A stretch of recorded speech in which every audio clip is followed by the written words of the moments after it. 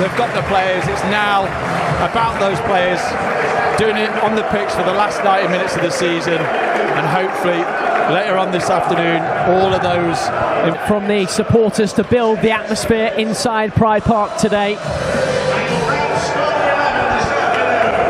John Robbins from the side that lost against Sheffield United in their final home game just over a week ago. Gibson, Lawal and Al-Hamadi come in for Shamadou, Manhoof and Pearson. Manhoof and Pearson both make the bench. Fans tuning in to see their side's championship fate decided. Lewis Baker's been a big part of the Stoke side since returning from a loan spell in January. He was at Blackburn under John Eustace. They face off on this final day. Eustace, the former Stoke player, former Stoke captain, was linked for one last time then at Pride Park Stadium. We're underway on Rams TV. Stoke in the changed pink strip.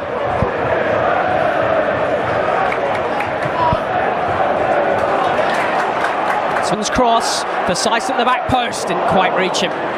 Lawal with a really important header. Good work from Clark to keep the attack alive. Down goes Clark. Referee says no foul. Clark back to his feet. Brilliant stuff from Matt Clark. Referee gives that one. And Oliver Langford not endearing himself to the home supporters. Yeah, it was a foul from Matt Clark. Just a little bit too eager. The rush of blood when he gets into that final third. Great little take in the first place. I thought this was enough to have the free kick. Referee didn't give that. The striker then gets back in position, the wrong side of Clark, and then that little kick there was always going to be a free kick. There's no real complaints from Clark. I think it was the disappointment.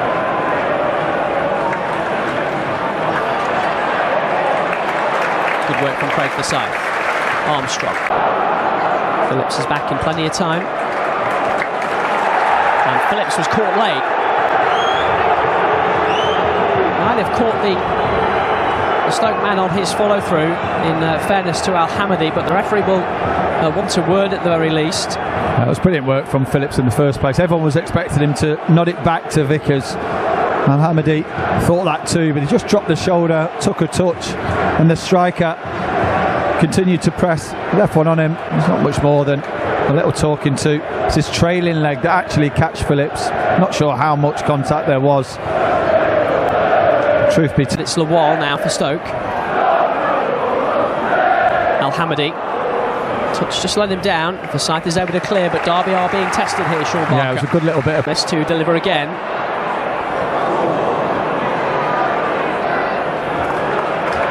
Unable to find Forsyth.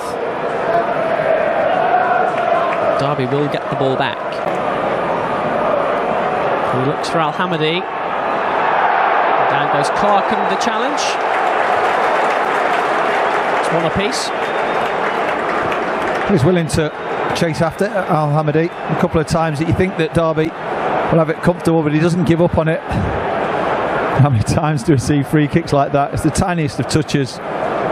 His hands were on it. I understand the frustration from centre forwards and attackers.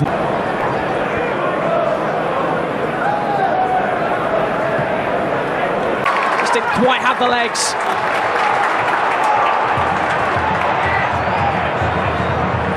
It's exactly that. It's a great thing. He cuts inside Lawal, but his touch is heavy, and Berger does well to nick it back off him.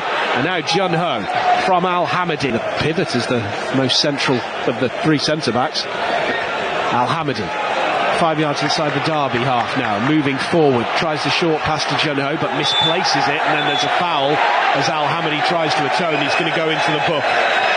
So often one mistake quickly turns into two, and that was the case there as Al-Hamadi tried to make up for his own error. Yeah, he tried to make up for his own error, and then just made an even more big error and got caught by the referee who's now booked him. And you've just heard that score, Mark. Perhaps you'd like to tell everybody. Massive goal at Ashton Gate, where Preston North End have scored. Emil Rees against Bristol City. Break. Berger. Phillips. It's a brilliant tackle. Well, it's Derby's turn to make a bit of a mess of things. Thompson with the clearance.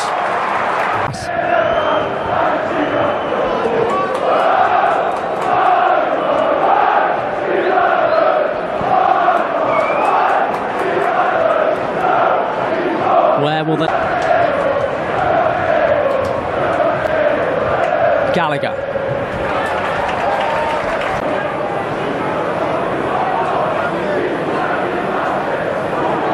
Junho.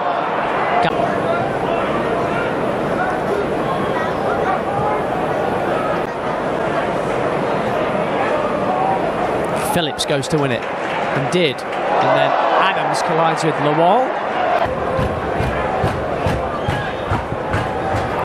We're the closest to staying up. You see the three teams in the Premier League now went up, they've all struck. Last day drama. I suppose it's more entertaining than being locked in mid-table obscurity, but they'll be desperate for Luton Town to be doing the same at the Hawthorns. That's as it stands at the moment, and we'll do our best to keep you right up to date with those so we know how it's affecting the game here. The problem for the goalkeeper. A really good hit by Harrison Armstrong, looking for his second goal.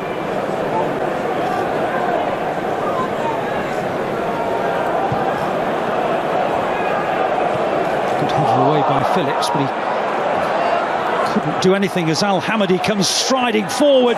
Great save, brilliant save by Vickers. Al-Hamadi's looked lively in so many ways during the first half. It was a super save from Vickers. Really good effort from Al-Hamadi. He does really well because he knows he's got the beating of the central defender Langas. Quick feet, nice close control. I thought his attempt was going to be blocked. Derby County defender does get across to try and stop him and put the block in, but it was a snapshot. Langas.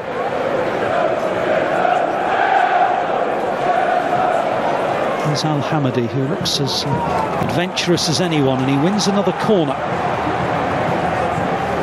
Stoke look much more adventurous than their opponents, Derby, the home team. Wouldn't have seen that coming. But the reality is that because of the events at the Hawthorns, these two teams now know that 0-0 is more than sufficient. And myself and Terry in the neutral observer seats starting to feel a little deflated by that. A lack of pressure. These two sides might put on a bit more of a spectacle. Here's Baker. Oh, he was taken out by Adams. Referee waves play on. Here's Al-Hamadi trying to weave his way through. If he might go back and have a word with Adams. Let's see. Yeah, he is doing it. Yellow card for Ebu Adams for the sliding challenge from behind. Everyone's a little bit more jovial now, aren't they, in the stadium? We're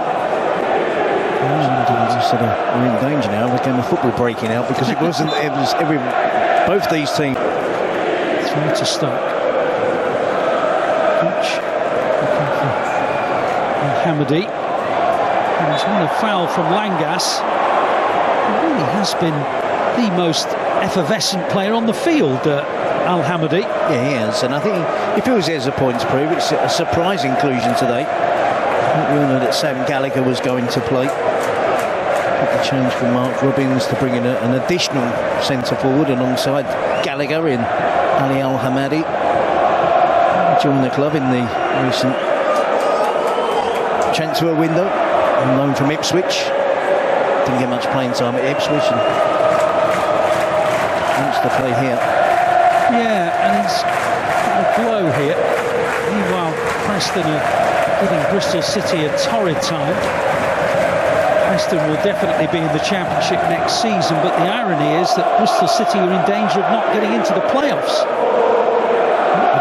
That's of any concern to fans of Derby and Stoke, who are now thumbing through their songbooks, and they strongly believe that it's all over, and surely it is with that scoreline.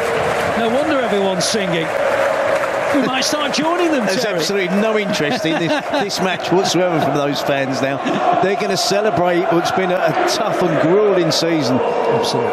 For both clubs. Yeah. The pressure valve has been released. They're home and hosed, all the cliches, but look at the enjoyment there from the home fans there, and Stoke City fans will be delighted as well. Well, it is fascinating that we're watching a pretty dour goalless draw between two sides who've pretty much just banked on results. elsewhere going in their favour, and they're getting their wish, courtesy of West Brom, one of their Midlands rivals. Hamadi, I think, may have made his last run of the game, which is a shame because he's been the most likely to break this frustrating deadlock. He's having the energy drink, which suggests he might be able to come back on. Or is that him ruled out for the rest of the season?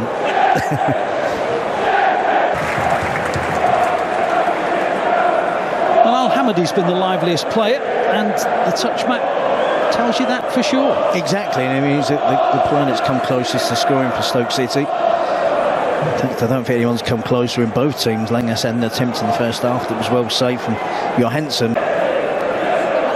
It's above Gallagher, Al-Hamadi, and then Gallagher. It'll be a corner. So it's a real triumph for John Eustace and for Derby County. They are going to be in the Championship next season. 10 years.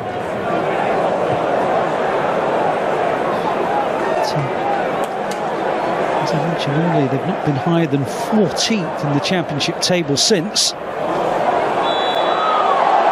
There's a foul. Likewise, Kane Wilson on the right flank. They've played as defenders today as opposed to wing backs and playing in midfield and looking to get into attacking positions. It's understandable. This free kick is taken. They're on by Clark, and it's a brilliant save, and then against the underside of the bar, and then against the bar again. Yates can't believe he hasn't scored. Phillips almost scored as well. Well, it's the most dramatic incident of the game, and it comes 3.5 minutes from full time. We haven't been overstretched in the commentary department in terms of describing goal action, and this might be impossible to describe.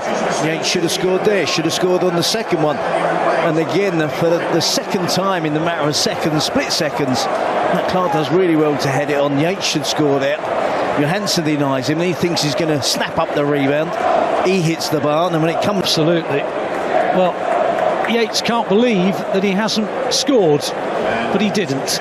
Phillips with the dramatic attempt, probably the hardest of the three chances, really. And in the midst of all that was a really good save by Johansson. So both managers are now